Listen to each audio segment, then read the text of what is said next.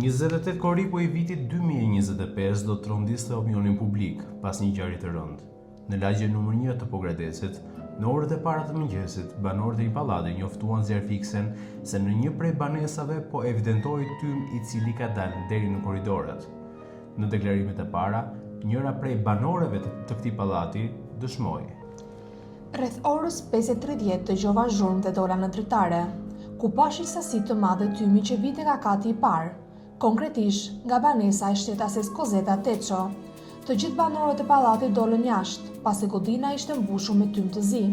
Në ato momente mbërriti zjarrfiksja, e cila në dijenin time ishte njoftuar nga Klevisi, një banor tjetër i pallatit. Pasi zjarri u shua, mësuam se Kozeta ishte asfiksuar nga tymi. Ajo ishte i qetë dhe në dijenin time nuk ishte konflikte me askënd. Ishte beqare dhe jetonte e vetme.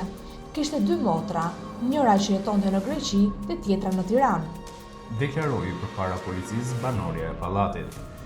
Gjithashtu, gjatë hetimit të kësaj ngjarje, në momentet paraprake të saj, janë marrë në pyetje edhe zjarfiksit të cilët ishin të parët që hyrën në banesën e Kozeta Teços. Sipas dosjes hetimore, në momentet e para, për shkak të situatës së tymit, ata nuk arritën të evidentohenin elementet të dyshimta të një vrasjeje. Sipas prokurorisë janë marrë deklarimet e një prej punonjësve të shërbimit zjarfikës, njëri prej të cilëve shpjegoi se në orën 5:25 kanë marrë njoftim nga shtetasi Klevis se tek pallati përballë fast food Rolandi kishte rënë zjarr. Nga koha e telefonatës deri në mbërritjen e tyre në vendin e ngjarjes kaluan rreth 90 sekonda. Ai shpjegon se dera hyrëse e banesës së shtetases Kozeta Teço ishte e hapur dhe pranë derës ishin disa gra dhe personi që kishte njoftuar shërbimin zjarfikës. Ata filluan nga puna për fikjen e zjarrit.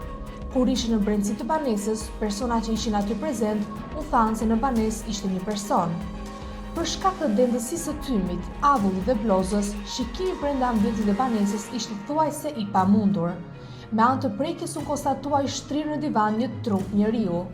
Deklaruesi ka shpjeguar se është e mundur të kontrollojë personin e gjetur për shenja jete, por për shkak të temperaturës së lartë dhe dendësisë së tymit, nuk e përcaktonte dot nëse personi ishte i gjallë apo i vdekur. Në këto kushte, ata e kanë nxjerrë personin nga banesa me shpresë që mund të ishte i gjallë, pasi edhe ambulanca ndodhe në vendngjarje. Deklaruesi shpjegon pozicionin e gjetjes së trupit dhe faktin që ishte i mbuluar me batanie. Ata vendosën në barel dhe e mbuluan përsëri me të njëjtat batanie me qëllim që të mos fotografohen nga personat jashtë dhe me ambulancë u dërguan në spital. Në vijim ata vazhduan punën e tyre për shuarjen e zjarrit. Ai deklaron se nuk e ka parë personin që nxorën nga banesa, pasi e mbuluan me batanie siç ishte në banesë. Sipas deklaruesit, në banesë janë konstatuar 2 vatra zjarri. Disa minuta më vonë, Drejtoria Vendore e Policisë Korç njoftoi se informacion paraprak, rreth orës 6 në lagjen nr. 1 në banesën e shtetases KT, rreth 52 vjeç, ka rënë zjarr. Si pasojë e asfiksimit nga tymi, ka ndërruar jetë 52 vjeçaria. Grupi hetimor dhe shërbimi i zjarfikës ndodhen në vendngjarje, ku kanë bërë të mundur shuarjen e zjarrit dhe po punojnë për sqarimin e plotë të rrethanave të rastit. Por, me largimin e tymit nga banesa, gjërat filluan të qartësoheshin. Pas mbërritjes së grupit hetimor në banesë ku jetonte e vetme Kozeta Teço, po evidentoheshin shenja të dyshimta, të cilat ngrinin pistat e një krimi. Në tualetin e banesës, sipas grupit hetimor, u gjetën të vendosura në një qese mbeturinash, një dorez thike, një tehë thike, një thikë tjetër me pish drurje ndotur me lëndë të kuqerem të ngjashme me gjakun, si dhe një tehë i ndotur me lëndë me ngjyrë të kuqerem si ajo e gjakut. Të gjitha sendet që paraqesin interes për hetimin u morën në cilësinë e provës materiale dhe u dërguan për ekspertime të mëtejshme. Gjithashtu dhe nga vlerësimi paraprak dhe nga këqyrja jashtme e trupit pa jetë në morg, po evidentoheshin shenja dhune dhe goditje me tip. Në këtë moment, zyrtarisht hetimi mori një tjetër drejtim. Ngjarja ishte një vrasje dhe jo një asfiksie shkaktuar nga një zjarr aksidental. Rreth orës 11:20 të pasaj dite, policia e Pogradecit rrethoi si skenë krimi dhe ngjarje. Grupi hetimor sekuestroi të paktën 3 DVR në afërsitë pallatit ku jetonte viktima, 52 vjeçare. nga këqyrja paraprake e këtyre kamerave evidentoi aktivitet në ambientet e jashtme të pallatit në fjalë. Gjatë orëve të para të mëngjesit, një shtetas i seksit mashkull, i veshur me bluzë të zezë dhe me bishkrimin në pjesën e parën, pantallona të shkurtra dhe atlete të zeza. Sipas grupit të hetimit, dokumentuar në disa kamera sigurie të jashtme të banesave dhe subjekteve, evidentoi itinerari plot i lëvizjes së Ilirian Selman. Kamerët e sigurisë kanë fiksuar në datën 27/7 ora 22:47:28 sekonda lëvizjen e 31 vjeçarit në banesën e Kozeta Tecos, ndërsa po të njëjtat kamera kanë fiksuar daljen e tij nga pallati ku jetonte e vetme viktima në orën 3:58:15 sekonda. Pikërisht, evidentohet autori me disa çanta në duar, që më pas jetë në koshin më të afërt të mbeturinave. Sipas raportit të hartuar nga grupi hetimor, pamjet janë këqyrur me imtësi dhe gjatë kohës nuk është vënë re që ky shtetas të dalë sërish nga rrugica deri në orën 3:58:15 sekonda, kur shfaqet përsëri dhe hedh mbeturina te kazani i mbetjeve që gjendet në rrugë. Më pas, në orën 4:03 sekonda, shfaqet një siluet personi që lëviz me shpejtësi në brendësi të rrugicës nga e majta në të djathtë, dhe në orën 4:09:29 sekonda, në trotuarin ballor, shfaqet personi i cili është identifikuar si shtetasi Ilirian Selmani me të njëjtat karakteristika. Por pyetja e parë që shtrohet është, pse Ilirian Selman do të vriste 52 vjeçare? Pasi u evidentuan shenjat e para të krimit nga provat paraprake në vendin e ngjarjes, policia arriti të ndalonte 31 vjeçarin me dyshimin si autori i kësaj vrasje. Ndërkohë, grupi hetimor vjonte të mbledhte prova. Në momentet e para të mbërritjes në komisariat, Ilirian Selman karakterizoi nga një sjellje e qetë dhe e ftohtë, ndërsa paraprakisht, gjatë shoqërimit, mohoi të ketë pasur kontakt me Kozetën, ndërsa në momentin e marrjes së pyetje, ai pranoi disa episode të ngjarjes, por asnjëherë autorsinë e krimit. Në deklarimet e tij, shtetasi në hetim Ilirian Selmani pranoi se kishte një njohje dhe një lidhje 3 vjeçare me viktimën Kozeta Teco. Sipas tij, ajo nuk ishte punësuar dhe mbështetej ekonomikisht nga e motra që jetonte në Tiranë, si dhe her pas here prej tij. Ai deklaroi se në takimin e fundit me viktimën e kishte pasur në 27 korrik 2025, rreth orës 19, pranë urës së rrugës në Frashëri. Pas një bisede të tensionuar, ai refuzoi të shkonte në banesën e saj, ndërsa ajo ia ktheu. Mirë, se të tregoj unë sa të vish tek shtëpia. Dhe autori më pas u largua. Sipas deklarimeve, ai doli i vetëm për një xhiro në qytet. Rreth orës 23 së bashku me një person të quajtur Aldi, me të cilin u nisën me makinë drejt Korçës, ku sipas tij kanë qarkulluar pa u ndalur. Në orët e para të mëngjesit të 22 korrikut, rreth orës 5 të mëngjesit, ai u kthye në Pogradec dhe e la pranë karburant Gegës. Më pas ai shkoi drejt pallatit ku banonte e vetme viktima, ku jashtë derës së saj konstatoi 2 çanta me përbajtje leckash, batanierësh dhe karte peceta me ngjyrë gjaku. Ai deklaroi se i mori çantat dhe i hodhi në një kosh mbeturinash, pa hyrë në banesë dhe pa kontrolluar nëse dera ishte e kyçur. Pas këtij veprimi, ai u rikthye për pak minuta pranë pallatit për merak, pa vënë re në praninë e ndonjë personi dhe u largua drejt banesës së tij. Gjatë rrugës u takua me një shtetas të quajtur Bledi, i cili tha se viktima e kishte kërkuar një natë më parë në gjendje të dehur, konkretisht me fjalët: Hëmo Ilir Kalaja, dje në orën 11 të darkës të ka kërkuar Kozeta në përlagje tek shtëpia dhe ka pyetur gjithë çunat e lagjës për ty, pasi ishte e pirë.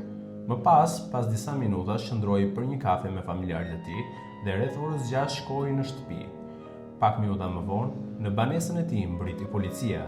I pyetur mbi arsyet e shkuarjes në banesën e viktimës, ai deklaroi se kishte shkuar vetëm në mëngjes për të takuar, se nuk kishte hyrë brenda dhe ishte rikthyer shkurtimisht pranë pallatit për shkak të shqetësimit, pasi ai kishte konstatuar sende me gjak.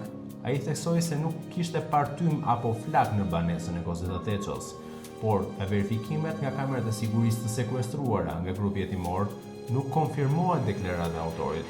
Pasi zona ku ka pretenduar Ilirian Selman se ka qëndruar, ka ikur dhe më pas është kthyer nga Korça, ka qenë e mbikëqyrur nga kamerat e Bashkisë së Pogradecit dhe të një pikë karburanti. Kujtojmë se 31 vjeçari në asnjë moment nuk e ka pranuar autorsinë e krimit. madje edhe gjatë seancës së masës së sigurisë. Gjatë seancave të pyetjeve, Ilirian Selman ka qenë në disa raste agresiv dhe kundërshtues fizikisht ndaj grupit të Timor. Vijimi i ngjarjeve ka qenë intensiv, ndërsa ndryshe nga rastet e tjera, policia ktheu në vendngjarje autorin pikërisht në ditën kur u evidentua krimi i rënd. Përpara kamerave, Ilirian Selman qëndroi gjaktot, ndërsa i rezervoi një përgjigje gazetarëve kur u pyet pse e kishte bërë këtë vrasje.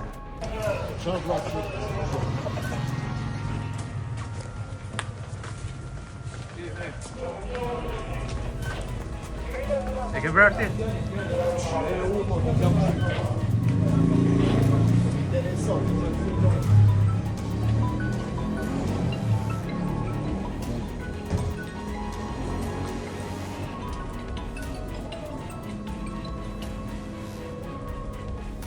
Ajo që është edhe më e rëndë evidentohet tek prova shkencore të dala nga mjekësia ligjore. Një vrasje me agoni të madhe dhe një krim tepër makabër. Në raportin e mjekësisë ligjore thuhet: Sipas ekspertizës mjeko-ligjore, autopsia ka konstatuar plagë të shumta me mjet prerës, veçanërisht në zonën e qafës, ku janë dëmtuar vena jugulare, arteria karotide dhe trakea, duke shkaktuar hemoragji masive dhe shok traumatiko-hemoragjik, që është përcaktuar si shkaku i vdekjes. Janë evidentuar gjithashtu plagë vendmbrojtëse në duar, çka tregon se viktima ka tentuar të mbrojë gjatë sulmit. Zjarri ka ndodhur pas vrasjes dhe ka qenë i qëllimshëm, ose i shkaktuar me flak të lirë. Viktima ka pësuar djegje të gradës së parë dhe të dytë, të përhapura në disa pjesë të trupit, kryesisht në krahun e majt, zonën sqetullore, bark, shpinë dhe rreth fytyrës. Djegjet paraqiten me ngjyrë kafe deri në të zezë dhe formë të çtregullt, duke treguar ekspozim ndaj flakës pas ngjarjes traumatike. Gjithashtu janë konstatuar dëmtime të shumta me mjet të fortë prerës, të përqendruar në kokë, fytyrë dhe veçanërisht në qafë. Plaga kryesore në qafë, në formën karakteristike të bishtit të dallandyshes, ka shkaktuar dëmtime fatale, përfshirë çarjen e venës jugulare, arteries karotide dhe rupturë të pjesëshme të trakes. Përveç saj, janë evidentuar edhe plagë të tjera sipërfaqësore në fytyrë dhe qafë. Në duart e viktimës janë konstatuar plagë të shumta mbrojtëse, si në dorën e majt, ashtu edhe në atë të djathtë, në gishta dhe në pëllëmb, çka tregon se viktima ka tentuar të mbrojë gjatë sulmit. Është konstatuar gjithashtu një plagë prerëse në pjesën e përparme të supit të djathtë. Autopsia ka zbuluar dëmtime të rënda të brendshme, përfshirë rupturë të enëve kryesore të gjakut dhe trakes, sekrecione hemoragjike në rrugët e frymarrjes dhe anemizëm të mushkrive dhe organeve të brendshme, si pasojë hemoragjisë masive. Nga ekzaminimi toksikologjik rezulton se viktima nuk ka pasur alkool apo lëndë narkotike në organizëm, ndërsa në gjak është konstatuar prania e monoksidit të karbonit në nivel 25.2%, duke treguar ekspozim ndaj thymit pa qenë shkaku kryesor i vdekjes. Në përfundim të aktit të ekspertimit mjeko-ligjor, është konkluduar se dëmtimet që janë shkaktuar shtetasit Kozeta Teço janë shkaktuar me mjet të fortë prerës. Shkaku i vdekjes së shtetasit Kozeta Teço ka qenë si pasojë shoku traumatiko-hemoragjik. Koha e vdekjes ka ndodhur në harkun kohor rreth 12 orë para ekzaminimit të kufomës nga eksperti. Shkaku ideal edhe nga ekspertiza mjeko-ligjore nuk kupton që trupi i përballur me traumën dhe gjakderdhja nuk ka qenë në gjendje të furnizojë organet jetësore me oksigjen dhe qarkullim normal, çka ka çon në kolaps të funksioneve jetike dhe më pas në vdekje. Ky është një mekanizëm vdekje tipik për vrasje të dhunshme, zakonisht i lidhur me goditje, plagosje serioze ose përdorim force ekstreme. Vdekja në këto raste nuk është e menjëhershme, por shoqërohet me agoni fizike, që mund të zjasë nga disa minuta deri në disa orë, në varësi të ashpërsisë së plagëve dhe ndihmës mjekësore. Një fakt tjetër që është po kaq drithërues është se ndërmjet gishtave të viktimës janë gjetur fije floku që i përkasin pikërisht asaj, të shkullura nga vetë ajo.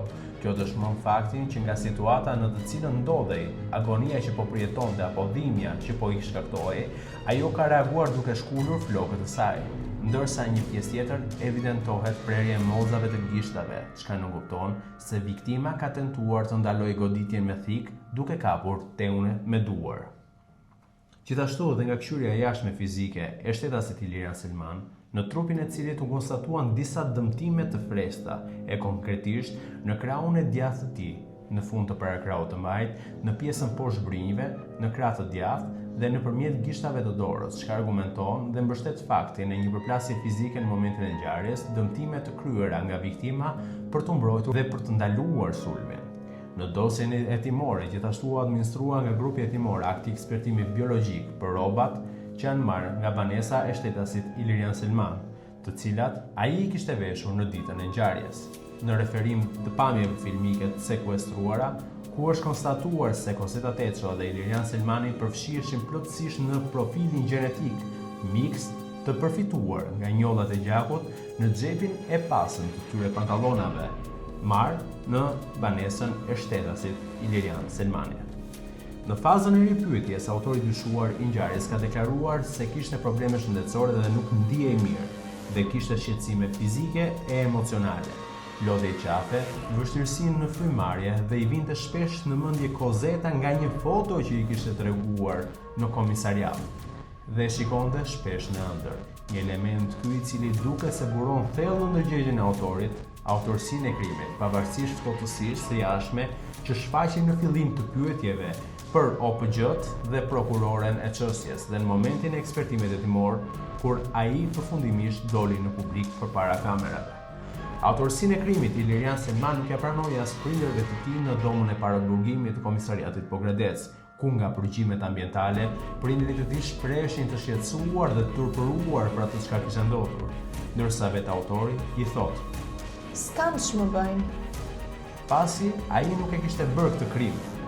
Më herët, autori i ngjarjes, për të fshehur krimin e rënd në një prej diskutimeve që ka kryer me fqinjin e tij, ka thënë se ka ndërprerë marrëdhënie me Cosettën, për shkak se ajo kishte një raport të ri me dikë tjetër dhe kishte frikë t'i afrohej banesës së saj.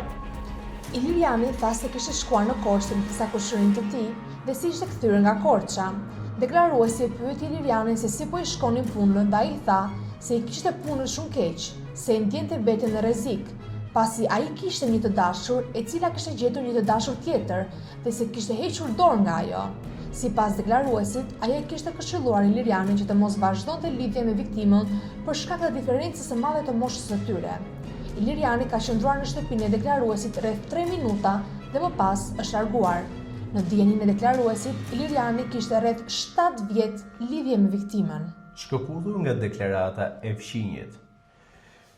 Lidhja ndërmjet 52 vjeçares dhe Ilirian Selmanit ishte kontestuar dhe nga familjarët e 31 vjeçarit më herët, ndërsa familjarët e Cosetta Teços kanë dëshmuar se që prej kohës ku ndroi jetë nëna e tyre, viktima ishte larguar nga jeta aktive dhe mbante distancë nga të afërmit. Bedri Selmani, babai i autorit të ngjarjes, ka deklaruar: "E njoh shtetasen Cosetta Teço, pasi djali im bashkëton me këtë shtetase. Unë personalisht nuk e kam takuar asnjëherë. Gruaja ime e ka takuar një herë Cosettën, pasi kjo e fundit kishte ardhur në shtëpinë tonë në gjendje të dheur dhe kërkonte Ilirianin. Ne nuk kemi qenë dakord për këtë bashkëtesë. Në dijenin time, djali im është shumë i dashur me viktimën dhe nuk kam dëgjuar për konflikte midis tyre."